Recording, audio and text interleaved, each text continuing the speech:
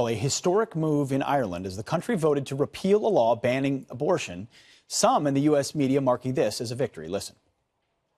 In Ireland, a loud and emphatic yes as voters repeal a constitutional ban on abortion. The final tally showing overwhelming support for women's reproductive rights in the mostly Catholic country. This vote marks a dramatic shift in what was once described as the most Catholic country in the world.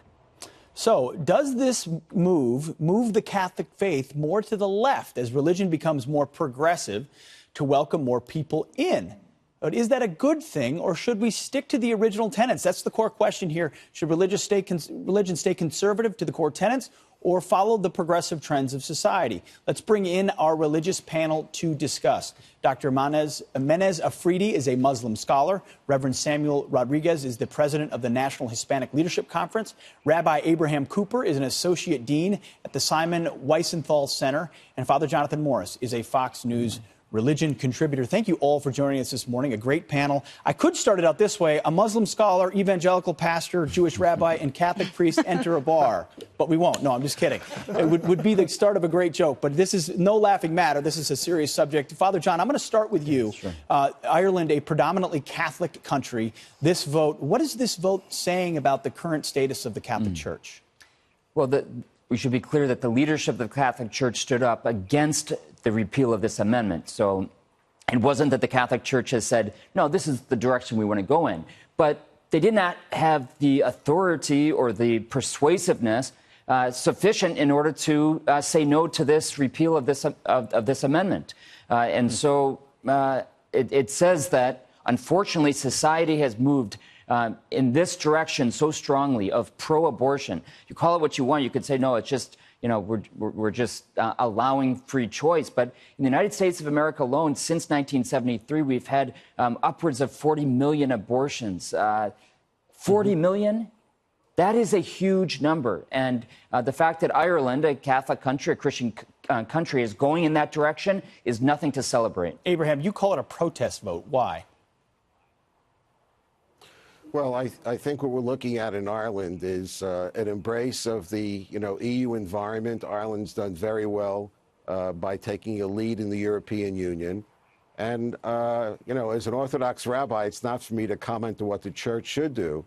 But clearly, in a society that has made a move, and now you have a church where it's still the predominant faith, they're still the predominant teachers, but there has to be a shift in terms of persuasion rather than the starting point. Well, these are the rules, you follow them, our way or out the door. It is a pivotal moment. Samuel, pivotal moment overall as well. From an evangelical perspective, is progressivism creeping into our faith? And if so, what impact is that having on not just Ireland, but America and the world writ large? Well, the idea of progressive Christianity is oxymoronic in its depiction and its expression. You can't have both progressive Christianity. Let me explain.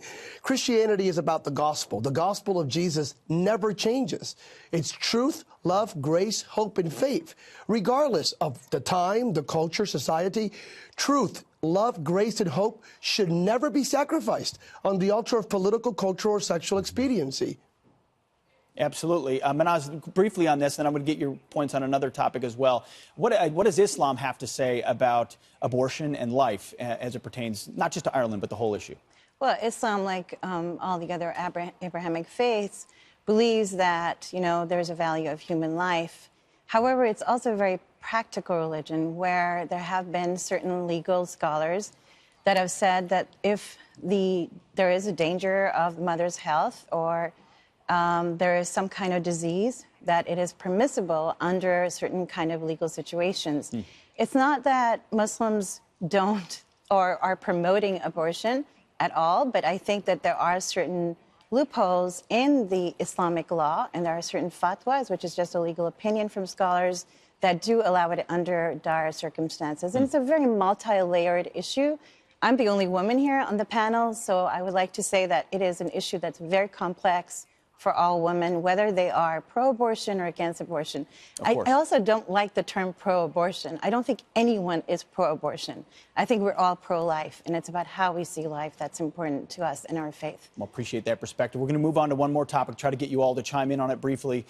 Is the U.S. plummeting birth rate a sign that a focus on family values are diminishing? The new stats from the National Center for Health Statistics shows that less babies are being born in the United States. The replacement rate is generally 2 kids per family, but you see those numbers. The number of babies born per year is dropping.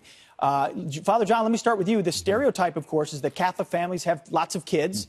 If that is changing, would that be a sign that the view of families is changing for Catholics as well? I think so. I mean, I think the sexual revolution has affected the Catholic Church, the United States of America in a profound way, saying sex has nothing to do with procreation. And it's not all about procreation. It's also about the unitive aspect of 2 people coming together in love, no doubt. But when you separate sex from procreation or the openness to life, things change. But there's also very practical political things that are changing in the United States. For example, people are graduating from college with $200,000 of debt. And are they going to get married to somebody who has somebody who has $200,000 of debt and start off a family with $400,000 of debt and have children? It's not easy. That's why politics matter also on very important things like family life. Abraham, for each of you, I want to get you all in. We don't have that much time left. What is it about birth rate that matters in demographics?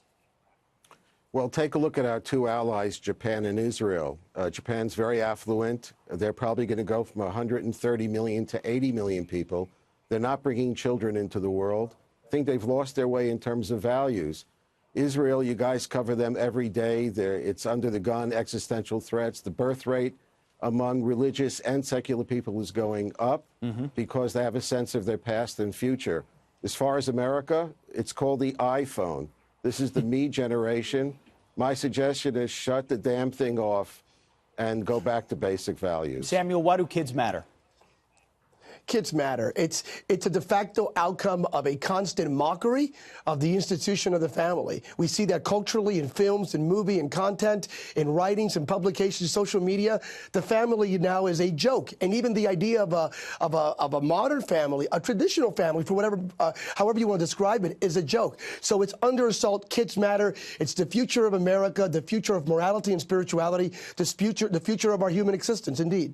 Mehnaz, you speculate that the economy has something to do with birth rates as well. Absolutely. I mean, I think if you look at statistics and if you look at data, women are having kids later. Women have trouble having kids later because they're looking for a professional life. They have to both be working, a man and a woman, or any kind of a relationship that you have to both have incomes. I think the economic factor in the United States makes it very hard for middle class and lower middle class families to have a whole realistic economic plan. And I think that people are getting married later. Even in the Muslim American community, I see this as a big impact. It's an amazing cultural conversation because in the West, families are having less kids, but a lot of the refugee or immigrant populations moving into those countries are having more kids, which changes the whole religious, cultural, and social dynamic in those countries. It truly matters. We're going to have you guys back, I have a feeling, on future Sundays. Mehnaz, Samuel, Abraham, Jonathan, smart folks. Appreciate your faith as well. Thank you. Thank you so much.